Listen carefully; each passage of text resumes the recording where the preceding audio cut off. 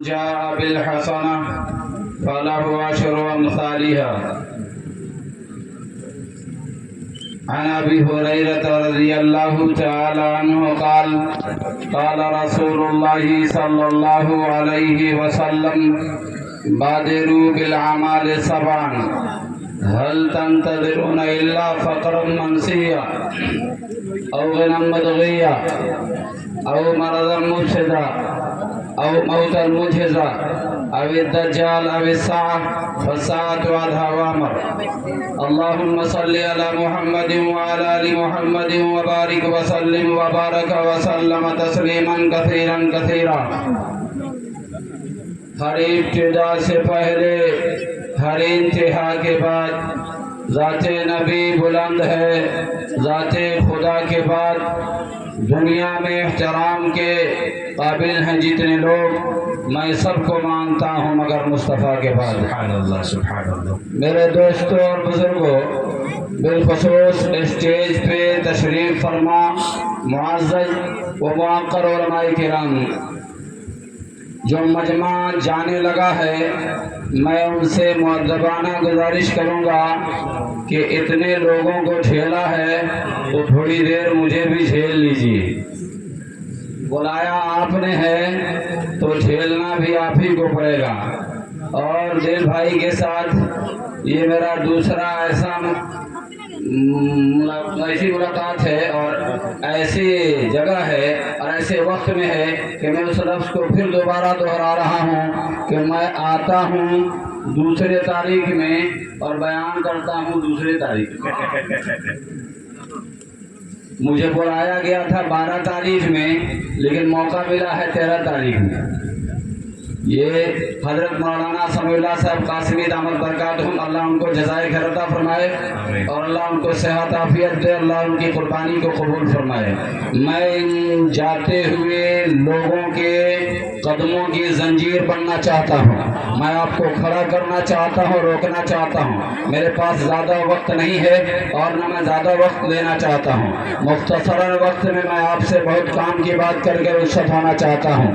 آپ کا blood pressure normal کر دیا ہے مفتی صادق نجیب صاحب دامت برکاتہم نے. میں تھوڑا سا آپ کا بی پی لو کرنے جا رہا ہوں، اس لیے میں کوشش کروں گا کہ آپ جاگ کے سنیں. جو سو گئے ہوں وہ جاگ جائیں، جو بھاگ رہے ہوں وہ رک جائیں، کیونکہ مجھے آپ ہی سے کام لینا ہے اور اہم کام لینا ہے. جس مشن کی بنیاد پر اس مرد مجاہد نے ان باوقار علماء کرام کو یہاں جمع کیا ہے، جس مرد مجاہد کا نام حضرت مولانا سمیع اللہ صاحب قاسمی دامت برکاتہم ہے. اس دور میں، جس دور میں یہ دنیا پیسوں کے پیچھے بھاگتی ہو، وہ شخص کلام اللہ کی تلاوت سنوانے کے لیے، آپ کے بچوں کے ذہن و دل پر نقش کر دینے کے لیے کوشاں ہے اور محنت کر رہا ہے. اس کی قربانیاں کس حد تک ہیں ہم دیکھ رہے ہیں. یہ درخت پھلدار ہوا نظر آ رہا ہے اور ہوتا نظر آ رہا ہے. ہم نے اس درخت کے پھل کو اپنے آنکھوں سے دیکھا ہوا ہے. کبھی یہ مدرسہ بند ہوا کرتا تھا، لیکن جس شخص نے شروع کیا وہاں سے چلا تو اب تک چلتا آ رہا ہے. کئی ایک بچے مجھ سے ملے ہیں جلسہ سے پہلے. میں نے پوچھا کہاں سے پڑھے تو انہوں نے کہا یہیں سے پڑھے ہیں. حافظ تھے وہ کہیں اور پڑھ رہے ہیں. اللہ جزائے خیر عطا فرمائے اس ادارے کے کارکنان کو، اس ادارے کے تمام ذمہ داران کو، اس ادارے کے صدر المدرسین اور تمام مدرسین کو، اس ادارے کے ناظم کو. اللہ اس کا بہتر بدل عطا فرمائے کہ یہ چھوٹا سا ادارہ صحیح لیکن کام بہت بڑا ہو رہا ہے. آپ کو بھلے لگ رہا ہو کہ یہ کیا بنا ہے، حافظ ہی بنا ہے، لیکن آپ سن لیجئے اور کان کھول کے سن لیجئے کہ حافظ بنا ہے معمولی کام نہیں ہے. آپ کا بیٹا ایک ڈاکٹر ہو، ایک انجینئر ہو، ایک ماسٹر ہو، ایک وکیل ہو. پیچھے وکیل صاحب ہیں، ناراض نہ ہوں گے. ڈاکٹر صاحب ہوں گے، ناراض نہ ہوں گے. میں کسی کی تحقیر نہیں کر رہا، میں ایک فارمولہ بتا رہا ہوں جو مجھے سمجھ میں آیا ہے. انداز بیاں اگرچہ میرا شوق نہیں ہے، شاید کہ اتر جائے تیرے دل میں میری بات، اس لیے میں کہہ رہا ہوں کہ آپ کا ایک بیٹا ڈاکٹر ہے، ایک انجینئر ہے، ایک وکیل ہے، ایک ماسٹر ہے اور ایک مدرسے میں آپ نے دیا ہے، جو سب سے ناکام بچہ تھا وہ مدارس کے حوالے کیا آپ نے، کمزور ذہن تھا، کند ذہن تھا، ہمارے حوالے کیے۔ ہمارے پاس کھانے کھلانے کے بھی نمونے چیز نہیں تھے، ہمارے پاس کوئی بادام نہیں تھا، ہمارے پاس کاجو کشمش نہیں تھا، ہم نے وہی وہ دال مدارس والے، آپ جانتے ہوں گے کہ یو پی میں تو دال بڑا اچھا ملتا ہے مدرسوں میں بھی، ہمارے بہار کے دال کے پانی سے وضو کرنے کی گنجائش ہوتی ہے، جو حال ہم نے دال کھلا کے کیا ہے۔ اور کمال دیکھیے گا، وہ روکھا سوکھا پانی والا دال کھلا کر اور وہ روکھا سوکھا چاول روٹی کھلا کر ہم نے جو فارمولا تیار کیا ہے اور جو ذہن دیا ہے، ساری دنیا کے ظالموں سے میرا اوپن چیلنج ہے، قرآن کو پھاڑنے والے، قرآن کو جلانے والے، قرآن کو آگ لگانے والے، اگر تمہارے ذہن میں یہ بات ہے کہ قرآن کے نسخے جلا دینے سے اسلام کی بنیاد مٹ جائے گی یا قرآن کا وجود مٹ جائے گا، تو سن اور کان کھول کے سن، ہم نے ایسے ایسے نمونے تیار کر رکھے ہیں کہ ساری دنیا کے کتب خانوں سے قرآن لے کے آؤ اور ایک جگہ جمع کر کے اسے آگ لگا دو، اس کی ایک ایک حرف کو، ایک ایک آیت کو لکھنے لکھانے والے بچوں کو ہم نے تیار کر رکھا ہے۔ اس لیے ہم بزدل نہیں ہیں، ہم کائر نہیں ہیں، ہم کمزور نہیں ہیں، کم مائیگی کے شکار ضرور ہیں۔ ہماری قوم کمزور ہو گئی ہے یا دین کے اندر تھوڑی سی کوتاہی آئی ہے، لیکن یہ قوم آج بھی بہت کام کی قوم ہے، بہت بادل قوم ہے۔ جانتے ہیں کیوں؟ صحابہ کرام تقریباً کم و بیش 1.25 لاکھ کی تعداد میں تھے، قربانیاں ہم نے وہیں سے لینی ہے۔ بس آپ کے سامنے ایک چھوٹی سی بات کر کے اور اپنی بات پہ آؤں گا اور وہیں سے آپ سے کام لوں گا۔ ایک صحابی ہیں، قربانی وہیں سے لینی ہے، اور صحابہ ہمارے لیے نمونہ ہیں، وہی ہماری زندگی جینے کا، مرنے کا، اور ہماری دکان کاروبار دنیا کے اعتبار سے یا دین کے اعتبار سے ہمارے لیے وہی نمونہ ہیں۔ میں وہیں سے اٹھاؤں گا۔ ایک صحابی ہیں، اعلان ہوتا ہے اللہ کے راستے میں جان مال لے کے جانے کا، تو ان کے پاس ایک عذر سامنے آتا ہے۔ ایک 6 سال کا بچہ ہے جس کی ماں ساتھ چھوڑ چکی ہے، ماں مر چکی ہے، وہ بچہ ماں کے بغیر باپ کے پہلو میں پلتا رہا ہے، باپ رو رہا ہے اس بنیاد پر کہ کاش میرا بچہ بڑا ہو گیا ہوتا تو میں بھی اللہ کے راستے میں جاتا اور اپنی جان قربان کر دیتا۔ اس غم میں رو رہے ہیں کہ کاش میرے بچے کا کوئی وارث ہوتا، کوئی سہارا ہوتا تو میں بھی اللہ کے راستے میں جاتا۔ بیٹے کی نظر باپ کی آنکھ پہ پڑتی ہے تو آنکھوں سے آنسو بہ رہے ہیں۔ بیٹا آگے بڑھتا ہے اور باپ سے پوچھتا ہے ابا حضور میں سمجھ گیا آپ کیوں رو رہے ہیں۔ کہا کیوں رو رہا ہوں؟ کہا اس لیے رو رہے ہیں کہ آج شاید آپ کو میری ماں کی یاد آ گئی ہے، ماں کو مرے ہوئے برسوں ہو گئے، لگتا ہے آج اس کی یاد آ رہی ہے، اسی لیے رو رہے ہیں۔ باپ نے بیٹے کو سینے سے لگایا، ماتھا چوما اور کہا میرے جگر کے ٹکڑے بات وہ نہیں ہے۔ کہا پھر اب روئے کیوں؟ کہا اس لیے رو رہا ہوں کہ تو چھوٹا سا ہے اور اعلان ہوا ہے اللہ کے راستے میں جان قربان کرنے کا، تو میں سوچ رہا ہوں کہ تو بڑا ہوتا تو میں بھی اللہ کے راستے میں جاتا اور اپنی جان کو قربان کر دیتا، لیکن میرے جانے کے بعد تجھے دیکھے گا کون، تجھے کھلائے گا کون، تیری نگرانی کون کرے گا؟ یہ سوچ کے میں رو رہا ہوں کہ کاش میں جانے کے قابل ہوتا اور تو رکاوٹ کا ذریعہ نہ بنتا۔ میرے معصوم نوجوانوں، میں آپ سے کہہ رہا ہوں اس معصوم بچے نے جو باپ کا آنسو پوچھا، جملہ بولا، وہ ہمارے لیے نمونہ ہے۔ وہ بچہ کھڑا ہوتا ہے کہتا ہے ابا حضور اب تک ماں نہیں ہے نا، بغیر ماں کے جینے کی کوشش کرتا رہا ہوں اور اب تک بغیر ماں کے جیا ہوں، آئندہ بغیر باپ کے جینے کی کوشش کروں گا، لیکن اللہ کا دین برباد ہو یہ گوارا نہیں ہے، اللہ کے دین کا نقصان ہو یہ منظور نہیں ہے۔ ابا حضور آپ جائیں، آمنہ کے درے یتیم کا اعلان ہو گیا ہے اور میرا باپ دروازے پہ بیٹھا رہے، جان بچائے مال بچائے، یہ مجھے منظور نہیں ہے۔ اپنا جان لے اپنی مال لے، اللہ کے راستے میں نکل جائیں۔ اگر مقدر میں ملنا ہوگا تو دوبارہ ملاقات ہو جائے گی، اور اگر مقدر میں ملنا نہیں ہوگا تو پھر قیامت میں آپ سے اور ماں سے ملاقات ہوگی۔ جب بیٹے نے یہ حوصلہ کن بات کی تو باپ نے پھر دوبارہ بیٹے کا ماتھا چوما، سینے سے لگایا، گھوڑا تیار کیا، بیٹے کو گود میں بیٹھائی، گھوڑے کے پشت پر بیٹھائی، گھوڑے کو ایل لگائی اور مدینے کے باہر ٹیلے پہ جا کے بچے کو کھڑا کر دیا، اور وہاں سے گھوڑا کھڑا کر کے بچے کو نیچے اتارا، کہا کہ بیٹا گھر واپس چلا جا، اب تیرے کہنے کے مطابق میرا حوصلہ بڑھ گیا ہے، میں اپنی جان مال جو میرے پاس ہے آمنہ کے ذرے یتیم کے اشارے پر اس کے دین پر نشاور کرنے کو تیار ہوں۔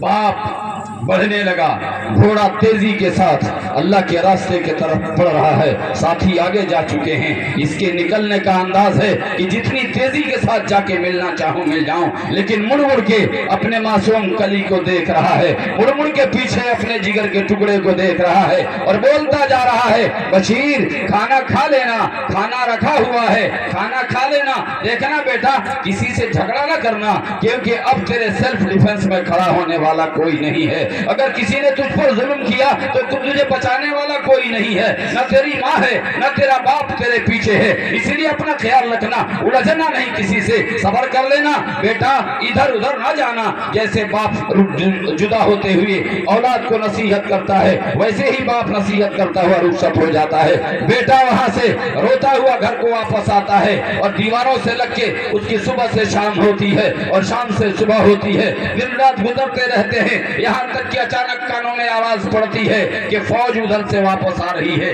جو لڑاکو فوج گئی تھی جہاد پہ وہ واپس آ رہی ہے، وہ پھر اسی جگہ پہ جہاں سے باپ کو چھوڑا تھا جا کے کھڑا ہو جاتا ہے اور اپنی نظریں غائرانہ ان لوگوں پہ دوڑانا شروع کرتا ہے، اپنے باپ کو پہچانتا ہے، پہلی ٹولی گزرتی ہے، ایک ایک کی شکل پڑتا ہے، ان میں اس کا باپ نظر نہیں آتا، ان سے پوچھتا ہے ما فعل ابی، اے لوگو یہ تو بتاؤ تمہارے بیچ میرا ابا نظر نہیں آتا، کہاں چلا گیا، کہاں ہے؟ ان لوگوں نے کہا پیچھے ہوگا، پیچھے والوں سے پتہ کر لو، دوسری ٹولی آتی ہے اور اس کے بعد وہی سوال کرتا ہے، لوگ کہتے پیچھے والوں سے پتہ کر لو، یہاں تک کہ اخیر میں ایک شخص نمودار ہوتا ہے جس کا نام حضرت محمد صلی اللہ علیہ وسلم ہے، وہ سامنے نظر آتے ہیں، جب آنکھوں سے آنکھیں دو چار ہوتی ہیں حضرت بشیر کہتے ہیں کہ میں آپ کے سامنے کھڑا ہو جاتا ہوں اور سامنے کھڑا ہو کے پوچھتا ہوں ما فعل ابی یا رسول اللہ، میرے باپ کا کیا ہوا، آپ کے ساتھ گئے تھے،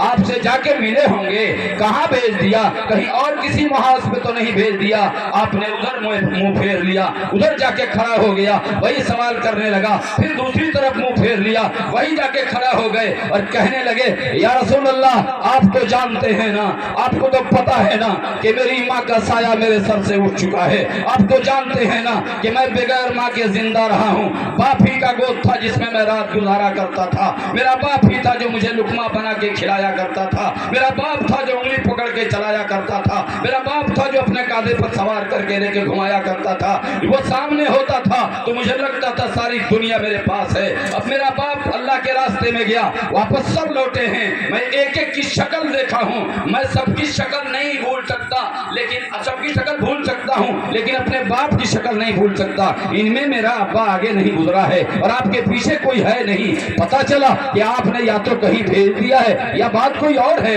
اللہ کے رسول صلی اللہ علیہ وسلم نے ارشاد فرمایا بشیر تیرا باپ اب قیامت تک نہیں آ سکتا، تیرا باپ اللہ کے راستے میں کام آ گیا ہے، تیرا باپ قیامت تک واپس نہیں آ سکتا۔ حضرت بشیر رضی اللہ تعالیٰ عنہ کہتے ہیں کہ میں آپ کے قدموں کو پکڑ کے لپٹ گیا اور اجھشت بالبکا زارو قطار رونے لگا اور کہنے لگا یا رسول اللہ صلی اللہ علیہ وسلم آپ تو جانتے تھے کہ میری ماں نہیں ہے، اس کے باوجود میں نے اپنے باپ کو اللہ کے راستے میں بھیجا، کم سے کم اتنا تو خیال ہوتا کہ میرا باپ واپس آ جاتا، میرا سہارا بن جاتا، لیکن ایسا ہوا نہیں۔ اب آپ دیکھیے تو صحیح، میں ادھر دیکھتا ہوں تو ماں نہیں ہے، ادھر دیکھتا ہوں تو باپ نہیں ہے، میری تو دنیا اجڑ گئی ہے، میں گھر جاؤں تو اندھیرا چھا گیا ہے، مجھے کون کھلائے گا، मुझे कौन पहनाएगा, मेरा कौन ख्याल रखेगा, अब मैं किसके गोद में सोऊंगा, कौन मेरा सहारा बनेगा, किसके कांधे पे सवार होऊंगा। आमना के दुर्रे यतीम ने जो तसल्ली दिया, उस यतीम बच्चे को कहा, बशीर अमा तरदा, क्या तू इस बात पे राजी नहीं है कि मैं मोहम्मद तुम्हारा बाप और आयशा तुम्हारी माँ हो। हज़रत बशीर रज़ी अल्लाह तआला अन्हु कहते हैं, या रसूल अल्लाह, अगर आप जैसा बाप मिलता हो और अम्मा आयशा जैसी माँ नसीब होती हो तो मैं 100 बाप और 100 माँ आप जैसे लोगों पे कुर्बान करने को तैयार हूँ। मेरे दोस्तों और बुजुर्गों, वो कुर्बानी दिए अपनी जान की, अपने माल की, अपने रिश्तों की, माँ की, बाप की, जमीन की, जायदाद की, इस दीन को वजूद में लाने के लिए, और इस दीन को बचाना है हमारी और आपकी जिम्मेदारी है। आप देखिए तो सही, इस कुरान को मिटाने की किस तरह से कोशिशें हो रही हैं। इंग्लिश स्कूल जो खुले हैं, इन स्कूलों से हमारा कोई लेना देना नहीं है, हमारा इनसे कोई एतराज नहीं है, मुकाबला नहीं है। लेकिन मैं आपको कह रहा हूं कि कितने फीसद बच्चे आप मदरसों में देते हैं? 3 से 4% बच्चे पूरे हिंदुस्तान से मदारिस को दिए जाते हैं, और उस पर भी कहा जाता है कि ये बच्चों को नाकाम करते हैं। खुदा के बंदे, 3 से 4% बच्चे, उसमें भी अक्सर हकला बकला, लाला टकड़ा, लूला लंगड़ा, अगड़ा बगड़ा, तगड़ा तगड़ा सब लाके मुझे देते हो, और नमूना माल तुम स्कूल में भेजते हो, 2 नंबरी माल रिजेक्ट पीस हमारे पास डालते हो, और हमारे पास खिलाने को कुछ नहीं, रूखा सूखा खिलाते हैं। लेकिन इस मेमोरी को ऐसा मजबूत करते हैं कि इस मेमोरी में रब्बे कायनात के 30 पारे महफूज कर देते हैं, और 114 सूरतें महफूज कर देते हैं, 6666 आयतें भर देते हैं, 540 रुकू इनके सीनों में, इनके मेमोरी में लोड कर देते हैं, और जानते हैं इमाम हरम को सामने खड़ा कर दो, हमारे मदरसे का एक हाफिज पीछे खड़ा कर दो, खुदा की कसम सूरह फातिहा में गलती करे तफसीर नहीं कर सकते। ये इन कमजोर खाने खिलाने वालों में दम है। जरा इनको बादाम दो ना, जरा इनको काजू किशमिश दो। किसी मदरसे में काजू किशमिश मिलता है जी? इत्तेफाक से किसी मौलवी को कोई हदिया में दे दे तो ऐसे लगेगा जैसे गांव वालों के पेट में दर्द होने। अरे मौलवी साहब देख रहे थे, काजू खा रहे थे, हमारा बचवा दाल खा रहा। अरे डकैत, कोई ला के उसको दिया, तू क्या बेचल हो रहा? नीयत को साफ कीजिए।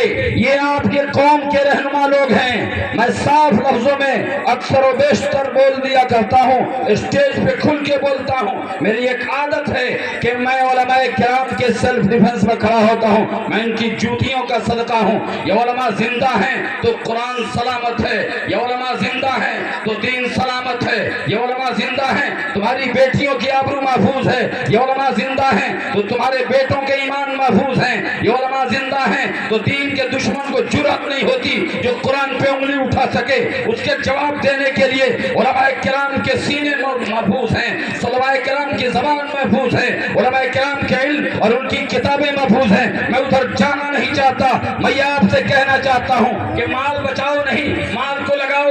तुम दुनिया के लिए नहीं आखिरत के लिए हो। तुम्हारा माल दुनिया के लिए नहीं आखिरत के लिए है, तुम्हारी जान दुनिया के लिए नहीं आखिरत के लिए है, तुम्हारी जिंदगी दुनिया के लिए नहीं आखिरत के लिए है। क्योंकि हमें और तुम्हें आमना के दुर्रे यतीम ने साफ बता दिया है कि तुम्हारी जान माल अल्लाह ने खरीद लिया है। अभी हमारे पिछले मुकर्रिर सबसे पहले खतीब हजरत मौलाना व मुफ्ती सईद साहब दामत बरकातहुम ने वायद पढ़ दी है, इन्नल्लाह अश्तरा मिनल मुमिनीना अनफुसहुम व अमवालहुम बिअन्न लहुमुल जन्नह। अल्लाह ने तुम्हारी जान और माल को जन्नत के बदले खरीद लिया है। मैंने एक आयत का टुकड़ा पढ़ा है, मन जा अबिल हसना फलहु अशरु अमसालिहा। जो कोई एक अल्लाह के रास्ते में खर्च करेगा अल्लाह उसको उसका 10 गुना देगा।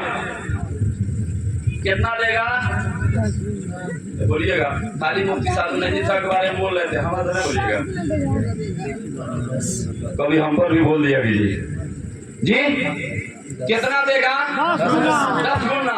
2 कदम और आगे बढ़िए, कुरान से पूछिए तो कुरान ने कहा मसलुल लज़ीना युनफिकूना अमवालहुम फी सबीलिल्लाहि कमसलि हब्बतिन अंबतत सबअ सनाबिल फी कुल्लि सुंबुलतिन मिअतु हब्बा वल्लाहु युज़ाइफु लिमन यशा वल्लाहु वासिउन अलीम। उन लोगों के मालों की मिसाल जो अल्लाह के रास्ते में खर्च करते हैं उस दाने की तरह है कि एक दाने में 7 बाली, हर बाली में 100 दाने, गोया एक का 700 गुना अल्लाह दे रहा है। और क्या रहा है? वल्लाहु युज़ाइफु लिमन यशा वल्लाहु वासिउन अलीम। बल्कि अल्लाह जिसका चाहे उससे भी ज्यादा बढ़ा के दे, 10 गुना, 700 गुना, उससे भी ज्यादा बढ़ा के दे दे। वल्लाहु वासिउन अलीम। और अल्लाह के खजाने में कमी नहीं है। और अल्लाह जानता है देने वाला किस नीयत से दे रहा है और लेने वाला किस नीयत से दे रहा है। अगर आप लेने वाले के ऊपर दे के दे रहे हैं कि लेने वाला इसका गलत इस्तेमाल करेगा, तो आप सुनिए और कान खोल के सुनिए। हज़रत अबू हुरैरा रज़ियल्लाहु तआला अन्हु रिवायत करते हैं, अन अबी हुरैरा रज़ियल्लाहु तआला अन्हु इन्नल्लाह ला यंजुरु इला सुवरिकुम व अमवालिकुम वलाकिन यंजुरु इला कुलूबिकुम व अमलिकुम। अल्लाह ताला तुम्हारी सूरतों और मालों को नहीं देखता बल्कि तुम्हारे दिल और अमल को देखता है। यकीन है ना जी? यकीन है कि अल्लाह देगा, 10 गुना देगा, 700 गुना देगा, बल्कि उससे ज्यादा देगा। यकीन है कि ना है? कुर्बानी इस दीन के लिए देनी है कि ना देनी है? देनी है इंशाअल्लाह। साल में बकरे की कुर्बानी देनी है। जानते हैं मौलाना, एक आदमी कल मेरे पास एक बकरा लेके आया और कह रहा था इसकी देखिएगा इसकी कुर्बानी हो जाएगी। ऐसे मैं एक हाथ से पकड़ कर टांगा तो उठ गया। मैंने कहा खुदा का बंदा तू क्या मसला पूछ रहा है? तुम्हारे क्या 5 किलो का मुर्गी हो उसकी कुर्बानी कर? तेरी नीयत से पता लगता है। 7 किलो का खसी लेके आता है, कहता है इसकी कुर्बानी जायज है, तू मसला में गुंजाइश क्यों निकालना चाहते? मुर्गी कर ले, तेरी नीयत का पता लग रहा है। इस तरह की कुर्बानी देना चाहिए। कुर्बानी देने पे आते हैं कि नहीं आते हैं? आप तैयार हैं? मैं बिस्मिल्लाह करने जा रहा हूँ।